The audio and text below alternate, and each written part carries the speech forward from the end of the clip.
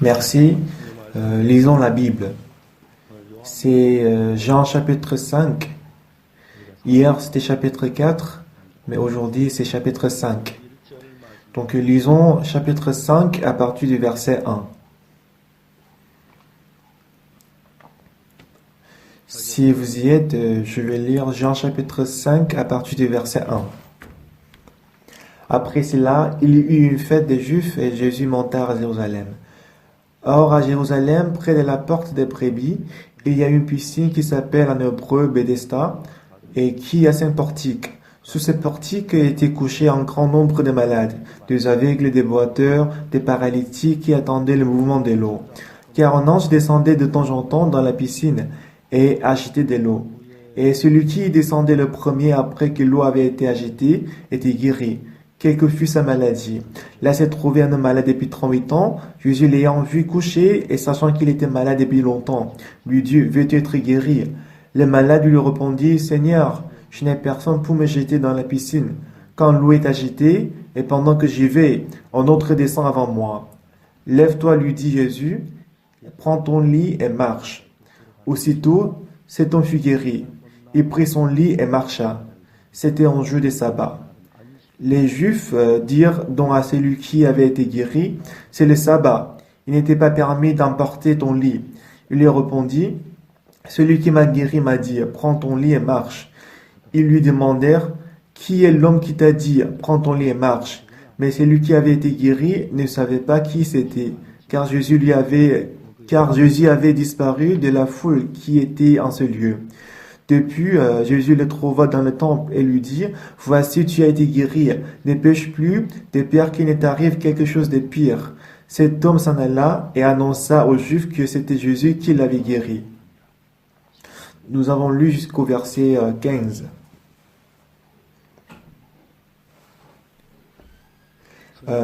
Quand je lus la Bible pour la première fois, elle était très dure et ennuyante. J'en ai appris plus tard que dans la Bible, les descriptions émotionnelles ou sentimentales ont été supprimées parce que chacun a une émotion différente. Ainsi, face aux mêmes situations, la manière dont chacun réagit ou ressent est différente. Donc, on a enlevé tout ce qui concerne les descriptions émotionnelles dans la Bible, pour que la vérité ne soit pas déformée. La Bible est très dure parce que les expressions sentimentales n'y se trouvent pas. En lisant la Bible une fois ou deux fois, il est très frappant de réaliser que si ce n'est pas Dieu, personne d'entre nous ne peut écrire de cette façon. À peine 3 ans après que j'ai reçu le salut, j'ai passé 24 heures sur 24 ayant tenu la Bible dans la main, sauf le temps des douches. Lors des repas, j'ai toujours mangé avec la Bible à mon côté. Lors des dormir, j'avais toujours la Bible dans mes bras. Quand Dieu créa le cœur de l'homme, il a créé la tristesse, la souffrance, la joie et la paix. Au moment où la parole de Dieu rencontre le cœur de l'homme, nous devenons le plus heureux.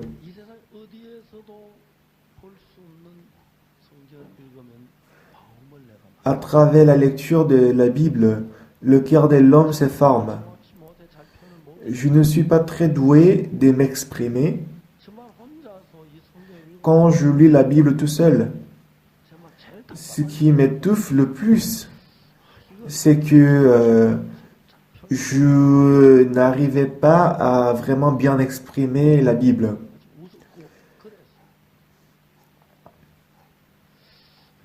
Même je l'exprime bien de mon côté, les gens qui m'écoutaient sont distraits et c'était vraiment, ça sert à rien.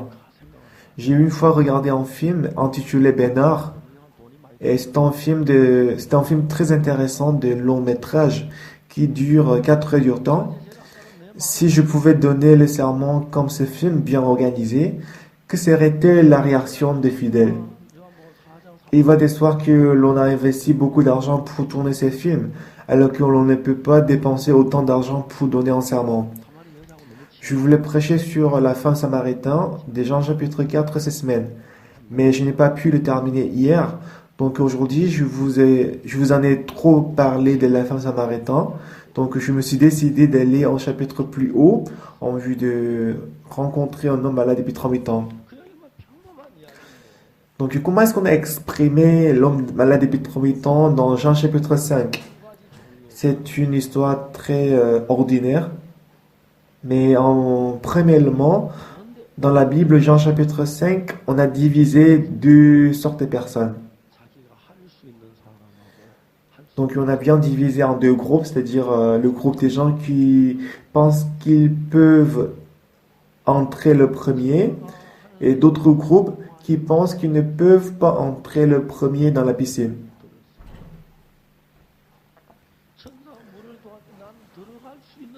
Il y a des gens qui pensent qu'ils peuvent entrer dans la piscine après que l'eau est agitée.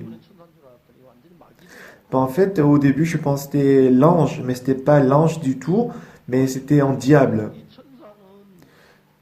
Comment est-ce que j'ai découvert qu'il était un diable?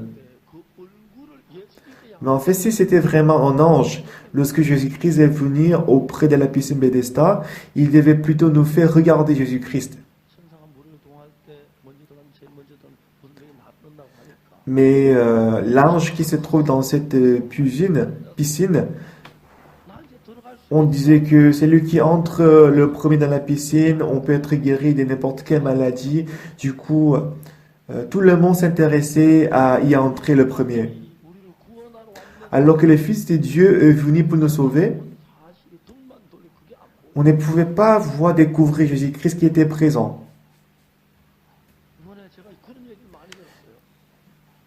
Cette fois-ci, j'ai écouté plusieurs fois cette parole. Que pourquoi c'est maintenant que vous organisez ces genres de l'événement au séminaire? En fait, on avait déjà organisé cet événement, ce séminaire plusieurs fois, mais eux, les gens, ils ne voyaient pas ce séminaire.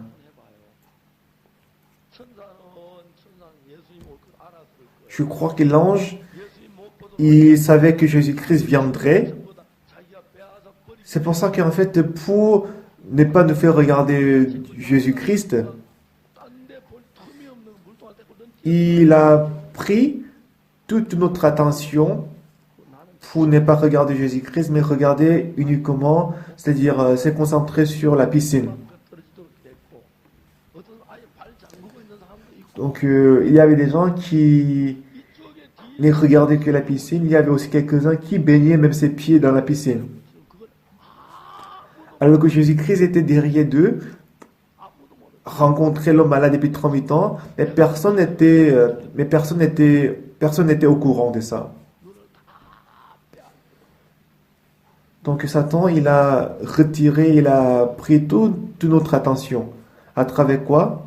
À travers l'agitation de l'eau. Donc si nous lisons la Bible, 66 livres de la Bible, c'est-à-dire l'Ancien Testament et le Nouveau Testament, il n'y a aucun verset qui nous dit que Dieu nous bénit en fonction de notre capacité et notre puissance. Dieu, il ne nous donne pas la grâce selon selon nos œuvres, selon notre capacité. Dieu, il est quelqu'un qui veut toujours accorder la grâce. Une fois, je voulais acheter la voiture et un vendeur de voiture est venu me voir. Et ensuite, il m'a demandé plusieurs questions, comme quoi tu veux acheter quel genre de voiture, tu veux choisir quelle option, ça coûte combien. Donc après qu'il a fait un devis, et je lui dis c'est trop cher. En fait, c'est différent selon les gens. Quand vous étiez encore dans le sein de votre mère, est-ce que Dieu a fait un devis sur votre corps?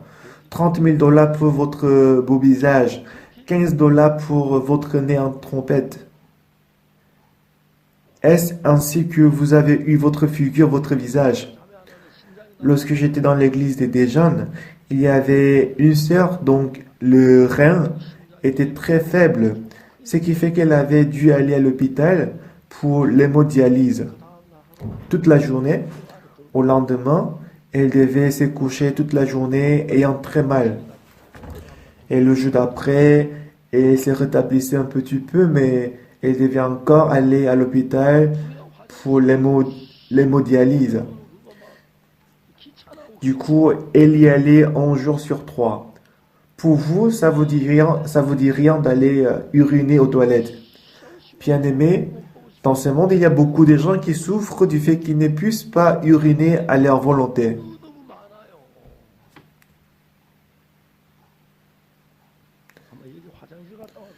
Je pense qu'ici, parmi vous, il n'y a personne qui dirait qu'ils sont reconnaissants après être allés aux toilettes. Nous sommes au milieu de la grâce de Dieu, mais on ne réalise pas souvent la grâce. Qu'est-ce que c'est la grâce? La grâce est quelque chose que nous donnons gratuitement sans être payé. Cette montre, j'ai reçu ça comme un cadeau il y a une vingtaine d'années. C'est une marque Omega. Et je ne sais pas le prix exactement, mais je pense que c'est à peu près 1000 euros. Et on me disait que la marque Omega pour la montre, c'est très bonne. Donc, comme c'était vraiment une bonne montre, lorsque je suis allé en Afrique au début, je ne le portais même pas en Afrique. J'ai plutôt acheté une montre électronique pour voyager avec. En tout cas, le prix de cette montre coûte à peu près 1000 euros, mais ça ne veut pas dire que ça passe plus vite que les autres montres.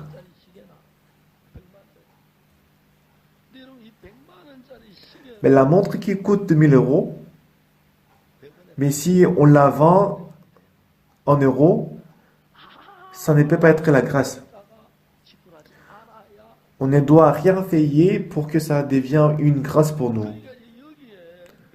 Donc ici, à la piscine Bethesda, il y avait deux genres de personnes. Il y avait une personne qui attendait l'agitation de l'eau pour entrer dans la piscine le premier. Donc comme c'est les œuvres, ce n'est pas la grâce, n'est-ce pas? Les gens, puisqu'ils écoutaient que c'est l'ange qui descendait de temps en temps pour l'agiter de l'eau, on pensait que c'était Dieu qui le faisait. Ben, en fait, c'était un ange, mais c'était pas l'ange de Dieu, mais c'était l'ange qui était ennemi de Dieu. En fait, Dieu, il ne nous bénit pas en fonction de notre capacité, notre pouvoir. Non, pas du tout. D'accord? C'est pourquoi, aujourd'hui, en menant la vie spirituelle, il y a beaucoup de gens qui mènent la vie spirituelle enfin, il y a des gens qui mènent la vie spirituelle dans le tort. Mais en fait, les gens pensent que moi, parce que je ne prie pas beaucoup, parce que je n'obéis pas à la loi, parce que je ne donne pas l'offrande, parce que je n'assiste pas à la dévotion matinale, c'est pour ça que moi, je ne reçois pas la grâce. Bah, c'est pas du tout vrai, c'est plutôt contraire.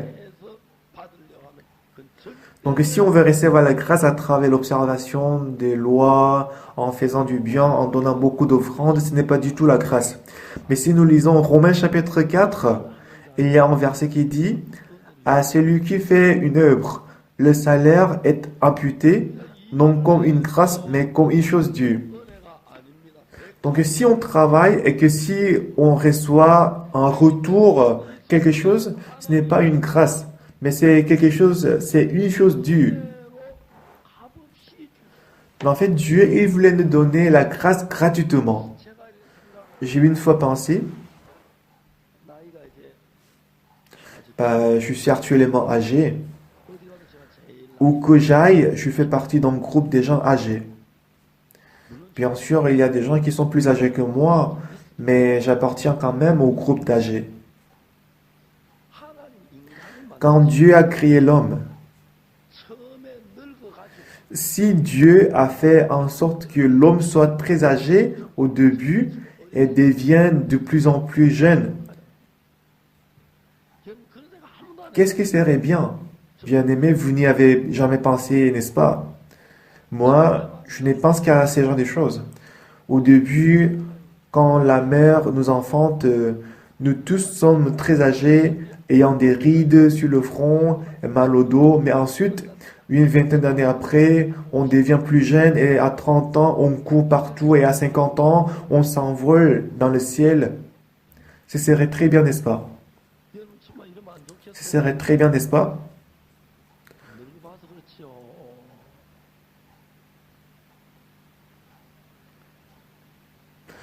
Pour moi, je suis en bonne santé par la grâce de Dieu, mais j'ai des amis qui ne croient pas en Dieu. Ils hésitent tout le temps, soit mettre ou pas du sucre dans le café, alors que moi, je mets une cuillère de sucre. Ils mangent les fortifiants, mais ils tombent souvent malades.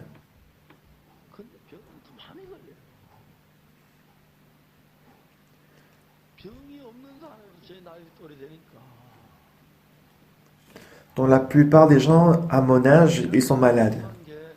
Je suis reconnaissant qu'en général, les gens de mon âge ils sont quasiment morts à la suite d'un long voyage en avion. Cette fois-ci aussi, j'étais dans l'avion pendant 24 heures de Johannesburg jusqu'à LA. Je suis reconnaissant que Dieu m'a donné une bonne santé.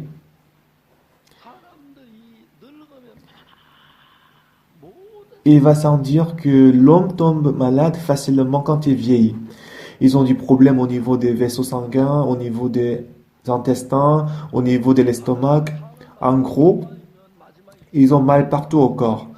Quand Dieu a créé l'homme, s'il a fait en sorte que nous mourions en bonne santé, il serait bien sans que nous ayons mal au dos devant Dieu. Si on peut mourir en bonne santé, c'est magnifique. Mais pourquoi Dieu nous a-t-il fait vieillir?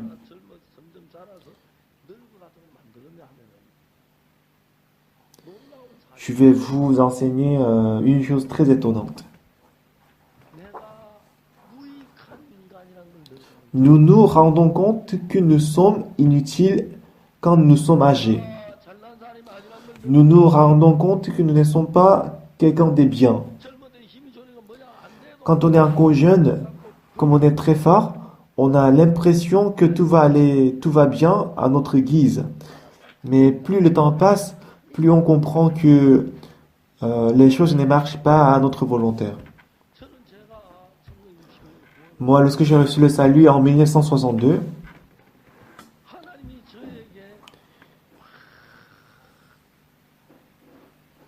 et moi j'étais à la piscine Bethesda, et moi j'avais beaucoup de l'estime de soi.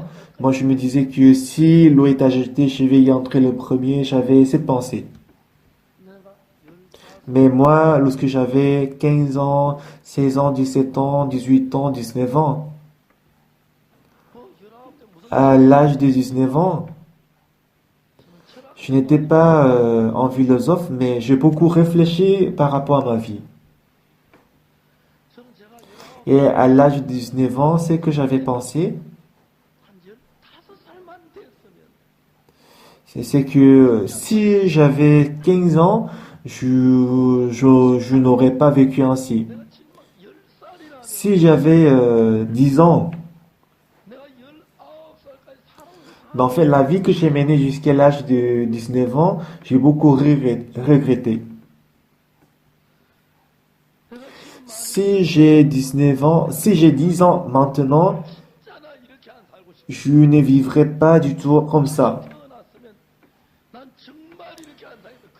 J'avais beaucoup de fois pensé comme ça, que je ne vivrai pas comme ça.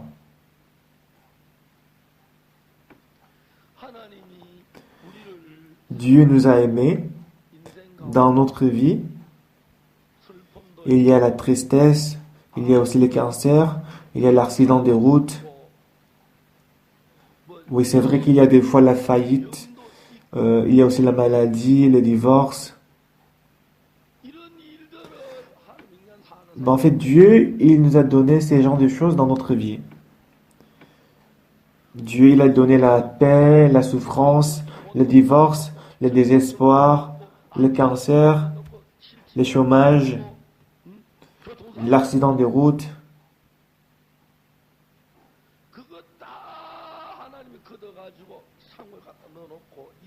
Mais si Dieu les a tous gardés dans l'entrepôt, s'il n'y a pas de divorce, le cancer, l'accident de route, le vieillissement, la faim dans la vie, tout le monde serait intelligent et tout le monde, ou plutôt que de recevoir la grâce, ils auront essayé d'entrer dans la piscine le premier. Quand j'avais 19 ans, j'ai échoué à tout ce que j'entreprenais. J'ai réfléchi et réfléchi. Au bout d'un moment, j'ai décidé de faire le service militaire en tant que le soldat technique. Tout récemment, j'ai été invité pour prêcher le message, pour donner un message dans une école militaire des sous-officiers. Le directeur de cette école militaire est le général de division qui a 2 étoiles comme rang. Il m'a raconté un phénomène très étrange. Les capitaines, après qu'ils soient démobilisés de l'armée, ils entrent à nouveau à cette école militaire des sous-officiers. À ma grande surprise, je lui ai demandé que si un capitaine entre dans l'école militaire des sous-officiers, à la fin, il va sortir comme un caporal. Mais pour quelle raison un capitaine entre-t-il dans cette école? Je ne le comprenais pas. En réalité, il y avait plusieurs cas semblables. Après avoir terminé les services militaires en tant que capitaine, il était difficile de trouver un travail. Du coup, il entre dans cette école et quand il devient caporal, sergent ou adjudant, la rémunération était assez bien par rapport aux autres boulots. En conséquence, il y a beaucoup de monde qui entre dans l'école militaire des sous-officiers. Mais à mon époque, ce n'était pas comme maintenant. Je m'en souviens très vivement. J'ai été convoqué pour un test médical dans un hôpital militaire pour devenir un soldat technique. J'étais très stupide parce qu'à l'époque, l'un de mes dents des devant, l'un de mes dents des devant était cassé et cela peut être une cause de disqualification. Mais je n'ai jamais imaginé que je pourrais être disqualifié. En passant par la médecine interne et chirurgien, je suis allé chez le dentiste en dernière. Le médecin militaire, il a mis une signature sur mon carnet de santé, mais c'était une signature assez bizarre. J'ai regardé un ami à mon côté et la signature qu'il a eue sur son carnet était différente de la mienne. Je lui ai donc demandé d'ouvrir la bouche et j'ai regardé les dents. Il avait les dents parfaites. J'ai donc deviné que j'étais disqualifié. Oui, on m'a disqualifié au final. Cet échouement m'a fait comprendre pour la première fois que je suis un homme très nul. Ah, je ne suis pas quelqu'un de bien. J'ai été disqualifié aux premières étapes avant même de passer l'épreuve écrite. J'étais vraiment stupide. Donc dans la piscine Bethesda, dans Jean chapitre 5, il y avait beaucoup de malades, mais on peut diviser en 2 groupes. Un groupe des gens qui font confiance en eux-mêmes, qui peuvent entrer dans la piscine et qui pensent qu'ils peuvent entrer dans la piscine le premier. Alors qu'il y a un autre groupe qui pense qu'ils ne peuvent pas entrer dans la piscine. Les gens qui pensent qu'ils peuvent faire quelque chose, ils ne peuvent pas recevoir la grâce de Dieu. Pour ces gens, Dieu va les laisser.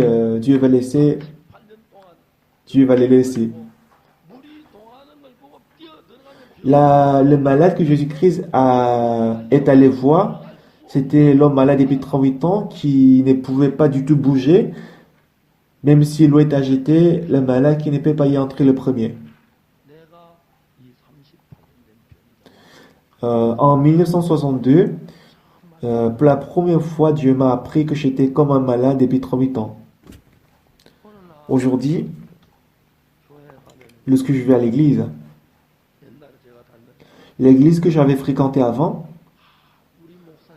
on disait que notre pasteur, il est très spirituel.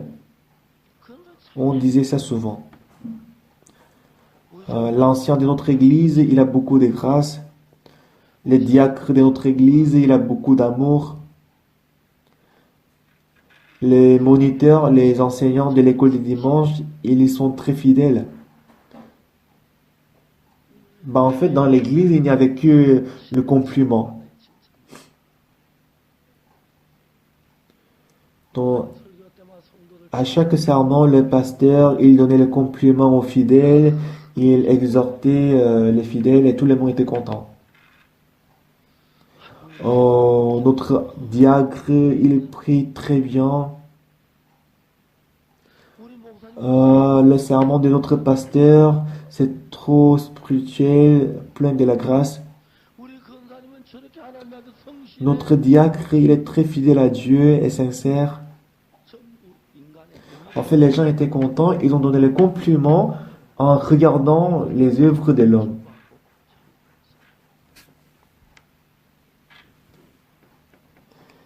Alors, si nous analysons en détail Jean chapitre 5, qui est-ce qui a reçu la grâce de Jésus-Christ? C'était l'homme malade depuis 38 ans. Pourquoi, pour quelle raison est-ce que cet homme malade depuis 38 ans a pu recevoir la grâce? Même s'il voit que l'eau est agitée, même s'il connaît très bien que s'il y entre le premier, il peut être guéri, mais il ne pouvait pas vraiment bouger. Même s'il débattait, il ne pouvait pas y entrer.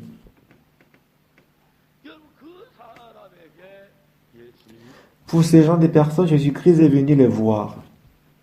Pour voir ces gens de personnes. Donc Dieu, pour nous faire réaliser qu'on est vraiment inutile, impuissant. Au début, on est jeune, et en vieillissant, on peut se rendre compte que jusqu'à présent, on a passé nos vies très vaguement, en vain. Je suis une personne très misérable, je suis une personne qui a beaucoup de lacunes et le manquement, la faiblesse. C'est ce que Dieu voulait nous apprendre. Donc j'étais très reconnaissant devant le Seigneur. Parce qu'à l'âge de 19 ans, enfin jusqu'à l'âge de 19 ans, j'ai toujours pensé que j'étais le meilleur et j'étais très fidèle dans l'église.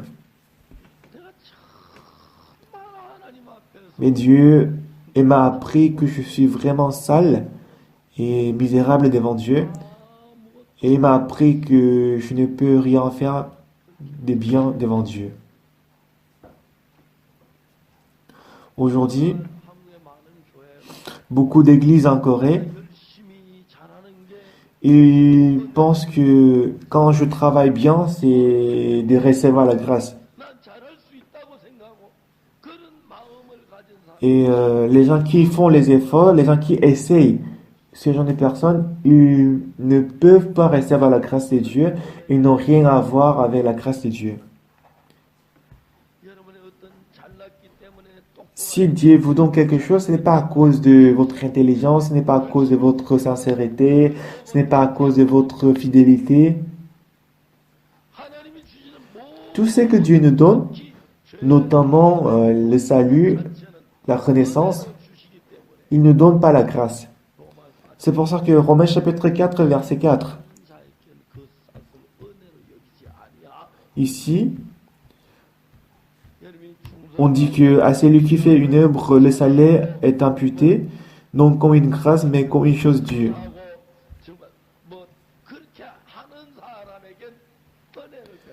Ça veut dire que les gens qui font des œuvres, Dieu, il ne va pas accorder la grâce.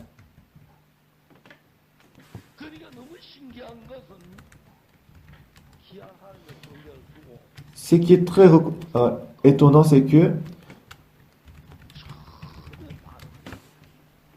les gens, ils laissent la Bible à côté et ils pensent que s'ils travaillent bien, s'ils font du bien, ils vont être bénis.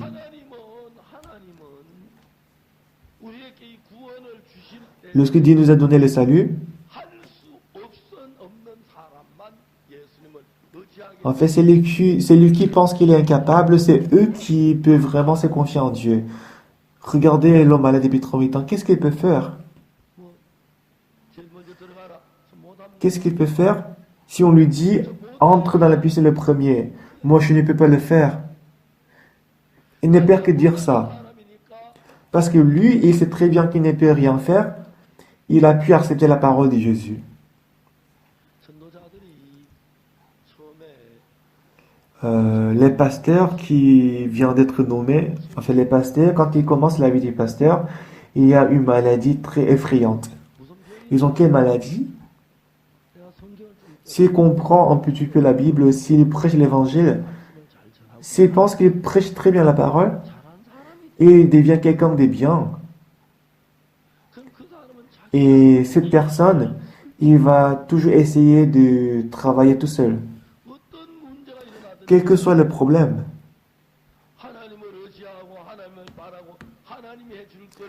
Plutôt que de se confier en l'Éternel, plutôt que d'espérer en Dieu, il va plutôt penser que je ne dois pas me confier en Dieu, c'est moi qui dois agir, qui dois travailler. Dieu, au cours de ma vie passée, Dieu m'a appris beaucoup de choses. J'ai ma pensée à moi et aussi, il y a aussi la parole de Dieu. Il y a un conflit entre ces deux choses. Mais si je deviens une personne inutile, impuissante, c'est-à-dire Jean chapitre 2, dans les noces de Galilée, quand il n'y avait pas assez de vin, la mère de Jésus a dit au serviteur, quoi que Jésus-Christ vous dira, faites-le. Si je pense vraiment que je suis vraiment inutile, je ne peux rien faire, on peut accepter quoi que ce soit. N'importe quoi. Enfin, aujourd'hui, il y a beaucoup de gens qui font des efforts pour recevoir le salut, pour recevoir la rémission du péché, n'est-ce pas? Ils vont à la prière le matin, et ils prient toute la nuit, ils jeûnent, ils vont à la maison de prier. Pourquoi? Parce qu'ils voulaient recevoir le salut à travers les efforts. Si Jésus-Christ a lavé tous nos péchés, et que si on peut recevoir le salut uniquement à travers Jésus-Christ, est-ce qu'on doit faire quelque chose pour recevoir le salut? Non, pas du tout. Jésus-Christ, il a versé le sang sur la croix, et il est mort pour nous.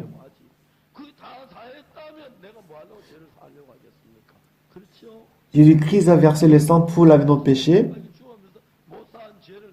Mais parce qu'on pense que le sang de Jésus-Christ n'a pas lavé tous nos péchés, c'est pour ça que nous essayons de laver les péchés par nous-mêmes.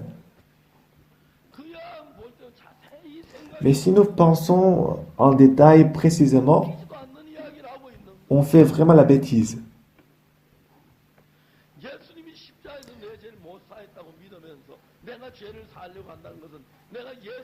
Mais si on croit que Jésus-Christ n'a pas lavé les péchés sur la croix, si moi je fais les efforts pour laver les péchés moi-même, ça veut dire que ça montre que moi je pense que je suis plus intelligent, plus puissant que Jésus-Christ. Est-ce que Jésus-Christ a lavé nos péchés ou pas?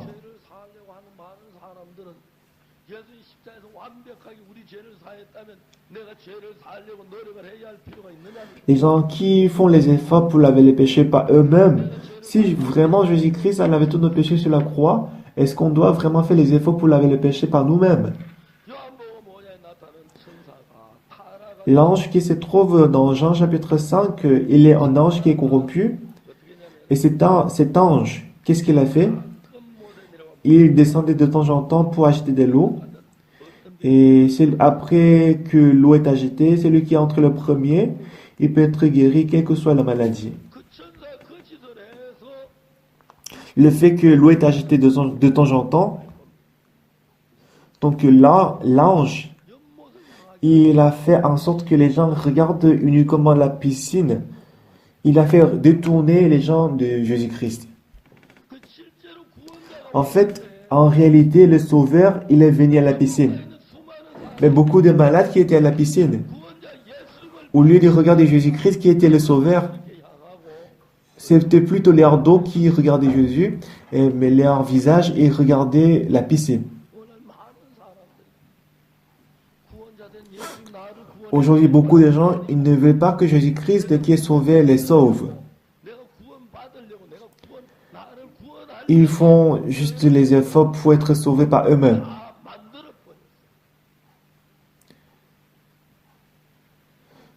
Jamais Dieu donne le salut à ce genre de personnes. Autrement dit, Romains chapitre 4, verset 4.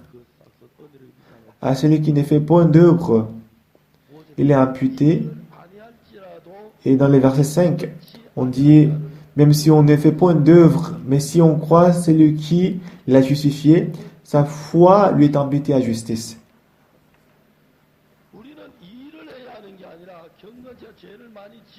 Ce n'est pas qu'on doit faire les œuvres, mais on doit plutôt croire en la parole de Dieu qui dit qu'il nous a justifiés. On doit croire en ses paroles. Dans la Bible, plus de centaines de fois, on a dit que par le sang de Jésus-Christ, notre péché est lavé et effacé.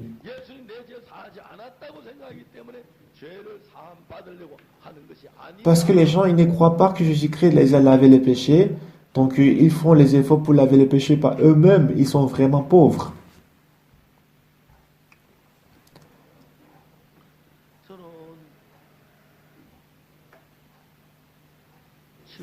Moi, lorsque j'étais petit, mes parents qui vivaient en campagne ne m'envoyaient pas souvent de l'argent parce qu'ils étaient pauvres. En ce moment, j'ai fait mes études à Séoul en vivant avec les étudiants de mon âge. J'ai dû payer une partie des loyers, j'ai payé aussi les briquettes des charbons ainsi que les impôts. Mais comme mes parents n'envoyaient pas de l'argent, je ne savais pas quoi faire. En plus, il était même difficile de les appeler.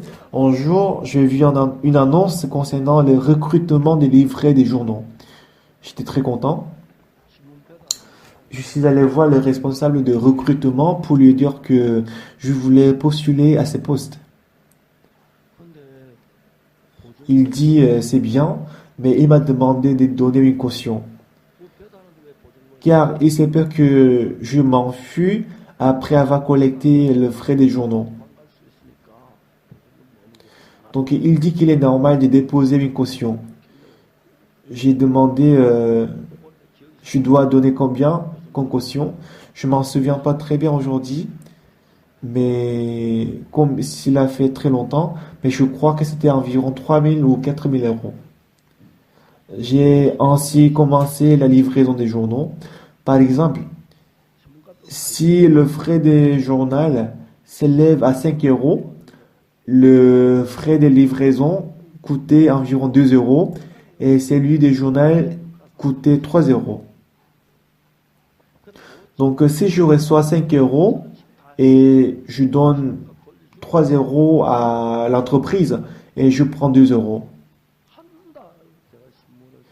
Si je fais la livraison pendant un mois, avec le revenu que je reçois, je pourrais vivre sans demander l'aide à mes parents.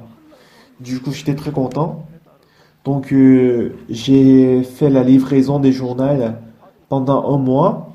Au bout d'un mois, je suis entré dans la maison pour recevoir le frais des journaux. Mais ils m'ont dit, qui t'a demandé de mettre les journaux chez moi? En fait, le bureau local des journaux m'a confié ce boulot. En réalité, il n'y avait que 200 maisons qui ont fait la demande de livraison. Mais il m'a trompé, dire qu'il y a 250 maisons. le bureau local m'a dit ainsi parce qu'il y avait trop de journaux restants.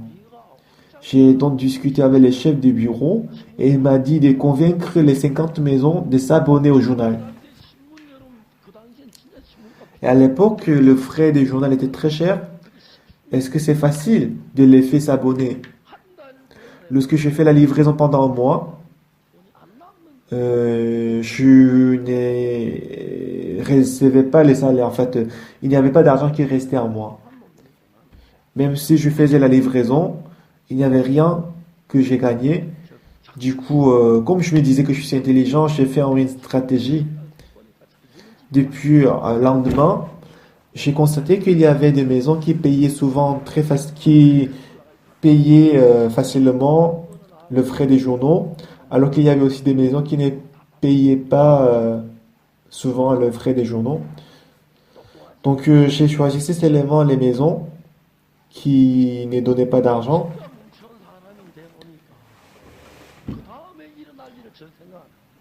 Et un jour, j'ai demandé, j'ai visité toutes les maisons qui donnaient très facilement le frais des journaux, et j'ai collecté tout ça, et le montant dépassait la caution que j'avais déposée auprès des bureaux locaux. En fait, avec cet argent, je me suis fui. Apparemment, je suis très intelligent, n'est-ce pas? Mais à cause de cet événement-là, je ne peux plus aller à l'école parce que j'avais peur que les gens vont venir pour m'attraper à l'école. Donc moi, j'ai pensé que j'étais très intelligent, mais à cause de ça, en fait, j'ai même abandonné les études. J'étais vraiment stupide, mais avant, j'ai pensé que j'étais intelligent.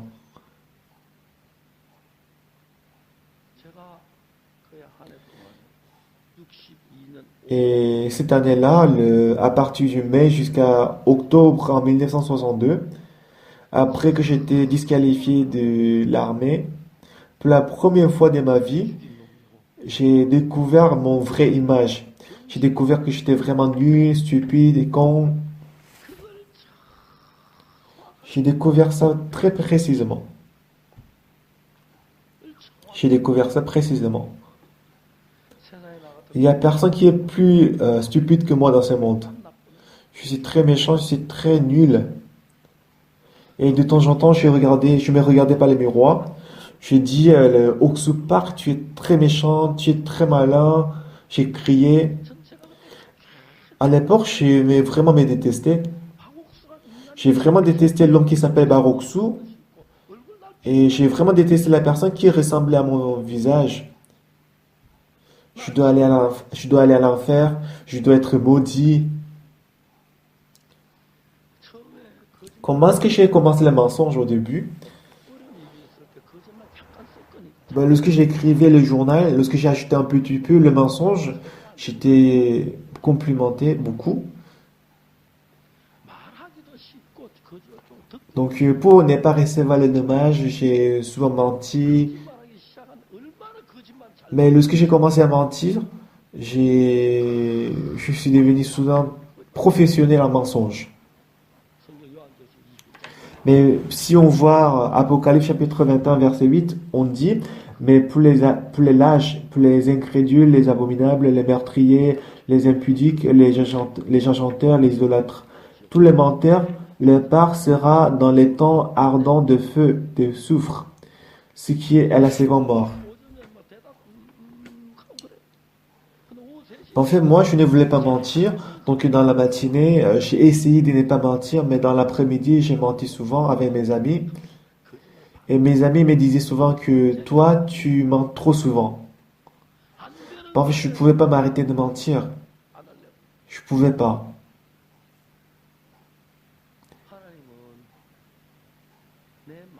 Dieu, dans mon cœur, même si on est physiquement comme l'homme malade depuis 38 ans, mais si notre cœur n'arrive pas à la position de l'homme malade depuis 38 ans, ça sert à rien. Moi, je n'étais pas l'homme malade depuis 38 ans, mais dans mon cœur, plusieurs fois, je voulais mourir.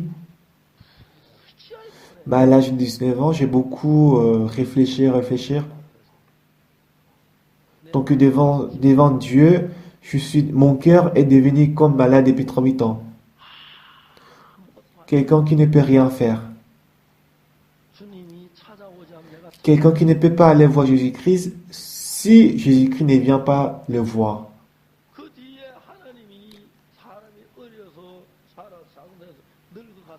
La raison pour laquelle Dieu, il a fait en sorte que on vieillit, parce qu'en fait, en vieillissant, en devenant de plus en plus faible, on peut se rendre compte qu'on est misérable, on est faible, on a beaucoup de manquements, pour que nous puissions recevoir la grâce de Dieu. C'était en fait la providence de Dieu. Donc dans la vie d'une personne, il y a l'accident, on peut avoir l'accident de route, la faillite, le divorce, le cancer.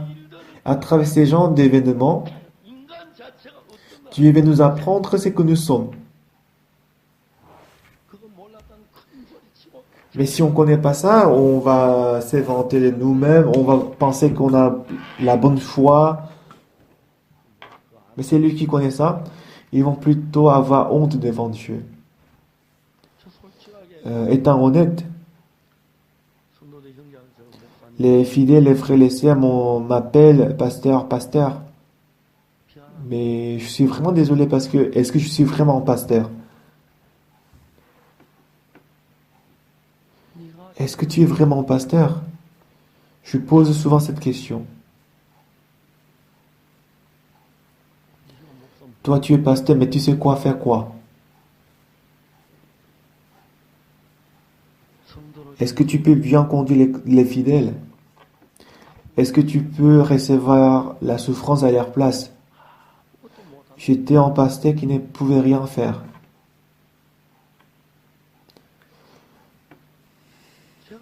Dans ma vie, le fait de pouvoir monter ici devant vous, je suis très reconnaissant. Donc, même aujourd'hui, si Dieu m'empêche de me placer devant vous, je ne peux pas prêcher la parole. C'est une grâce en fait. La grâce. Donc moi, je prends souvent l'avion. Je suis désolé de vous dire ça, mais lorsque je visite quelques pays à l'invitation d'un roi ou d'un président, je suis très bien traité. Jusqu'à devant l'avion, un ministre vient pour m'accueillir. Il y a aussi les gardes des co-personnels.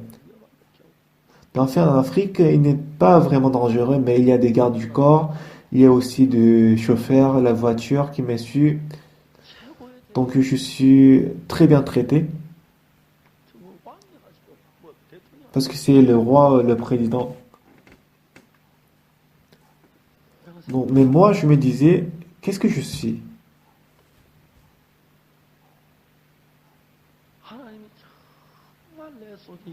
Pour que Dieu puisse travailler en moi, en fait, ce n'est pas nous deux qui travaillons ensemble. Moi, je suis mort et que Dieu tout seul, il travaille. Bien-aimé, écoutez-moi attentivement. On ne doit pas essayer de laver le péché nous-mêmes. Si on peut laver le péché vraiment, pourquoi est-ce que Jésus-Christ est venu dans ce monde? En fait, Jésus-Christ est venu dans ce monde parce qu'on était incapable de laver le péché par nous-mêmes. Parce qu'on était incapable, c'est pour ça que Jésus-Christ a lavé le péché à notre place. Et on doit aussi croire que Jésus-Christ a lavé nos péchés. Et c'est ainsi qu'il est écrit dans la Bible. Mais en fait, mais si on ne croit pas en cela, mais si on fait les efforts pour laver le péché, pour demander le pardon, apparemment, il paraît que c'est très bon, mais aux yeux de Dieu, c'est très méchant. C'est aussi renier la croix de Jésus-Christ. Bien-aimé, lorsque Jésus-Christ a été crucifié, il était crucifié pour nos péchés. Et parce que Jésus-Christ est mort sur la croix pour nos péchés, parce qu'il n'a pas échoué, Donc à la fin, il a dit tout est accompli. Et il est parti pour toujours. Il a terminé la rémission du péché. C'est fini. On n'a rien à donner, on n'a rien à faire pour le péché. Donc aujourd'hui, beaucoup de gens et beaucoup d'églises disent qu'ils sont pécheurs comme si c'était quelque chose de modeste, c'est quelque chose de poli, mais c'est pas du tout poli devant Dieu. Dire qu'on est péché devant Dieu, c'est vraiment méchant, mépriser Dieu, négliger ce que Jésus-Christ a fait.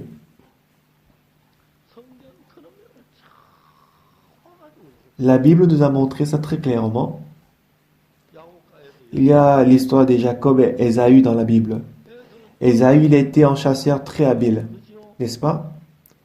Alors que Jacob, il était quelqu'un qui était tranquille, qui vivait dans la maison. Un jour, Isaac, le père, il a dit à Ésaü, moi, je suis très âgé et je ne sais pas où est-ce que je vais mourir. Donc, mon fils, prends ton arc et prépare pour moi en mai pour que je puisse te bénir avant que je meure. En fait, Ésaü, il avait l'estime de soi parce que lui, il était très habile en chasse. Du coup, mais en fait, au final, qui a reçu la bénédiction? C'était Ésaü ou Jacob? C'est Jacob qui a reçu la bénédiction. En fait, pour nous, on pense que lorsqu'Isaïe a dit à Ésaü, prépare pour moi en mai avant que je meure. Donc pour nous, on pense que c'est Jacob qui allait recevoir la malédiction et que c'est Ésaü qui allait recevoir la bénédiction. Mais au contraire, dans la Bible, Ésaü qui était très habile, qui était en chassé très habile, c'est lui qui était maudit et Jacob a reçu la bénédiction. Mais en fait, cette Bible, elle parle de notre vie spirituelle. Ésaü a pensé qu'il pourrait recevoir la grâce, la bénédiction à travers ses efforts. Mais Jacob, par contre, il savait très bien qu'il ne pourrait pas recevoir la bénédiction. Du coup, il a présenté ce que sa mère a préparé. Nous aussi, on doit préparer, on doit se tenir devant Dieu avec la justice que Dieu, Jésus-Christ nous a donnée. On ne doit jamais se tenir devant Dieu avec notre propre justice à nous. C'est pourquoi, bien-aimés,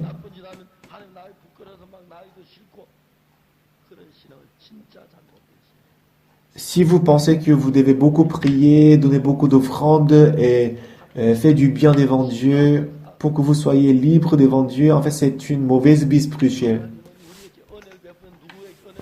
À qui est-ce que Dieu accorde la grâce? La personne qui travaille bien? Non. Dieu, il accorde la grâce à une personne qui a beaucoup de manquements, qui est faible.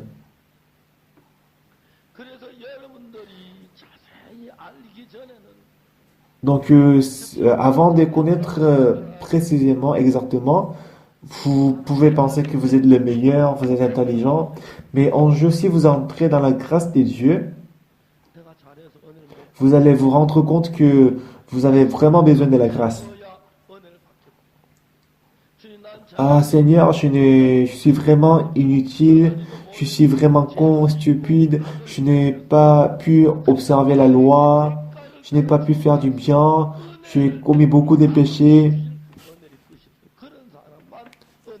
Dieu ne me donne pas la grâce comme le salaire, mais accorde-moi la grâce gratuitement. Ces gens de personnes seulement, ils peuvent recevoir la grâce.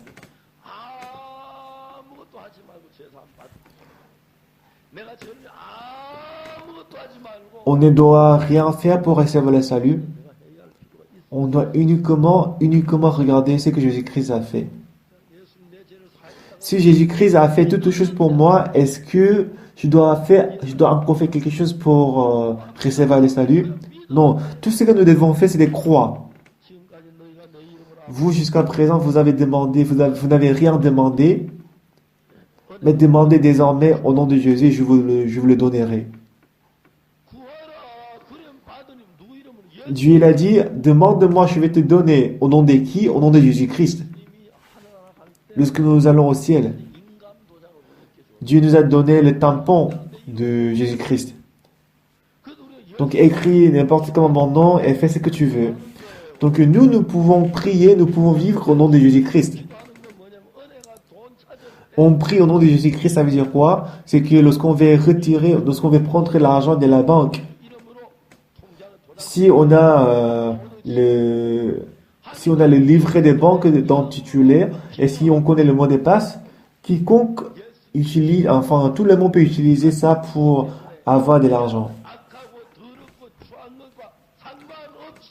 Parce que Dieu, il a toute la capacité et tout le pouvoir, malgré notre faiblesse, notre saleté, on peut avoir la puissance de Dieu. Mais les gens, ils ne croient pas ainsi. Les gens, ils pensent que Dieu va exaucer, Dieu va bénir les gens qui prient beaucoup et qui travaillent beaucoup. On pense que si on travaille très mal, Dieu va pas nous accorder la grâce, mais c'est pas du tout comme ça.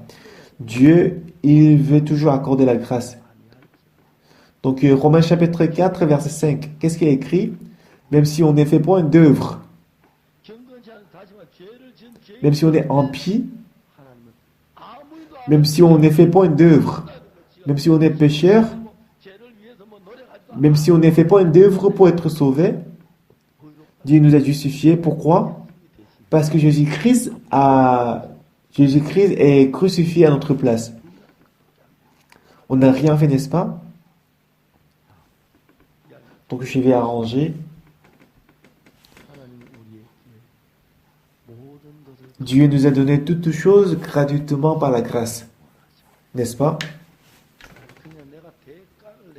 C'est pourquoi on ne doit pas donner quelque chose pour... On ne doit rien donner pour être sauvé. La raison pour laquelle vous avez du mal à mener la vie spirituelle, c'est pas parce que vous ne travaillez pas bien, mais c'est parce que plutôt vous travaillez trop bien, c'est pour ça.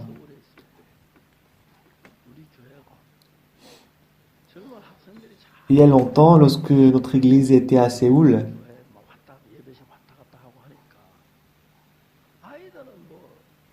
et il y avait beaucoup d'élèves et étudiants dans notre église il y a longtemps. Du coup, comme il faisait très froid, et les enfants, toujours, ils laissaient la porte ouverte. Même si on dit aux enfants, aux élèves qu'il faut toujours fermer la porte, mais ils n'écoutaient pas attentivement. Donc, on a fait en sorte qu'on a installé une machine auprès de la maison, auprès de la porte, pour que la porte puisse se fermer automatiquement.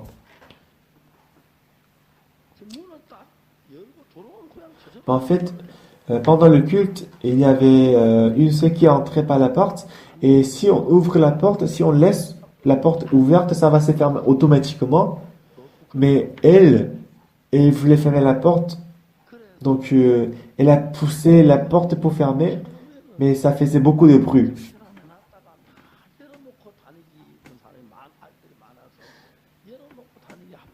Donc, au début, en fait, on a installé ces dispositifs pour les enfants, pour les élèves qui laissent souvent la porte ouverte.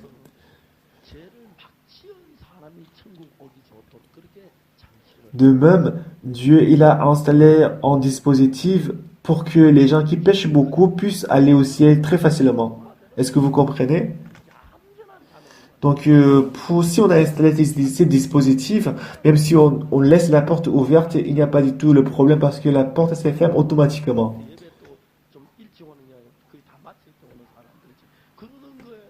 Mais la sœur, elle ne savait pas ça du tout. Du coup, elle voulait fermer la porte par elle-même, mais comme elle a forcé de fermer la porte, ça faisait beaucoup de bruit.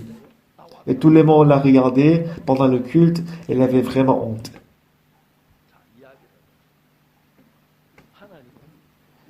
Dieu pour nous sauver.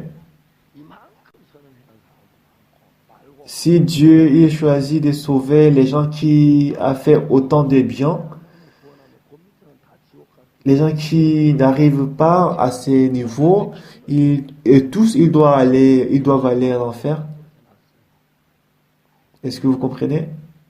제 덩어리가 구원받도록 해놓으니까 좀 선한 놈이 또 문제가 되는 거예요. 그죠?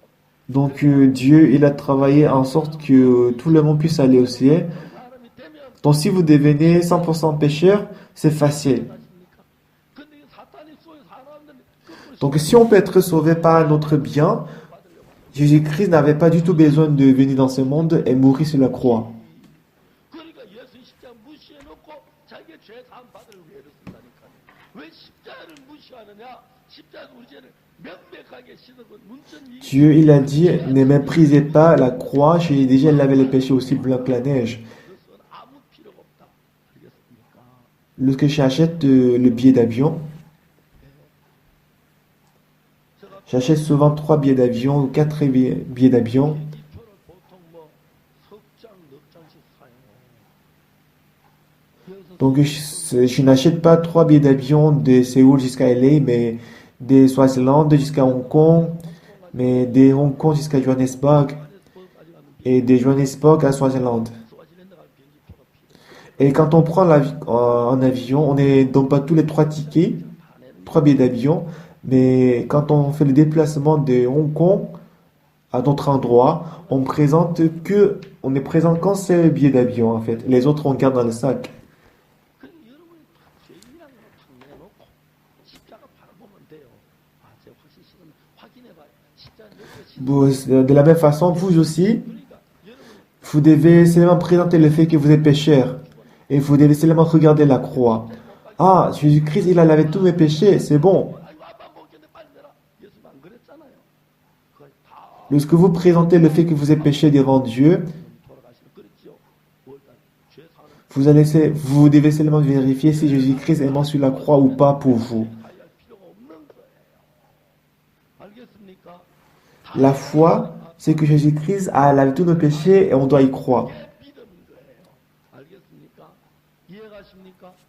근데 내가 Et pour quelqu'un, il pense que pour recevoir la grâce de Dieu, je dois faire beaucoup de bien, je dois donner beaucoup d'offrandes. 부부 싸움하고 욕하고 막 죄짓는 사람은 그거 다 원래 죄짓는 놈이 뭐 어찌다 한번 지켜놓고 Ce n'est pas de présenter des bonnes œuvres, mais la manière dont on doit croire en Dieu, c'est que même si je ne donne pas beaucoup d'offrandes, même si je suis mauvais, je suis comme ça, j'insulte quelqu'un, mais je suis une telle personne, mais Dieu, tu m'as sauvé, n'est-ce pas? 이럴 때 On doit croire en Dieu comme ça. 삶이 되죠. Dans Jean chapitre 5, il y a 2 sortes de personnes. La première sorte de personne, c'est la personne qui pense qu'il peut entrer dans la piscine le premier. 동한테 뛰어 들어갈 수 있는 Et Jésus-Christ ne regarde même pas ces genre de personnes. Mais la personne qui ne peut rien faire, 그들도 보지도 않아요. la personne qui ne peut pas entrer dans la piscine, même si l'eau est agitée, c'est à ces gens que Jésus-Christ est venu voir. 없는 사람 Et Jésus-Christ leur a accordé la grâce. Bien-aimés, les gens qui ne peuvent pas mener la vie spirituelle peuvent recevoir la grâce. 할 수 없는 사람이 된 주의 은혜를 Les gens ils ne reçoivent pas la grâce parce qu'ils mènent trop bien la vie spirituelle. Est-ce que vous avez compris? 우린 더럽고 추하고 On est vraiment méchant, on est vraiment mauvais.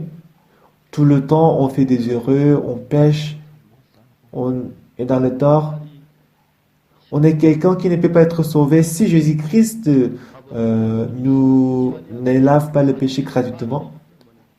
예수님의 십 C'est pour ça que quand on prie aussi, on ne reçoit pas la réponse à travers nos œuvres, mais on peut recevoir la réponse à travers le sang de Jésus-Christ.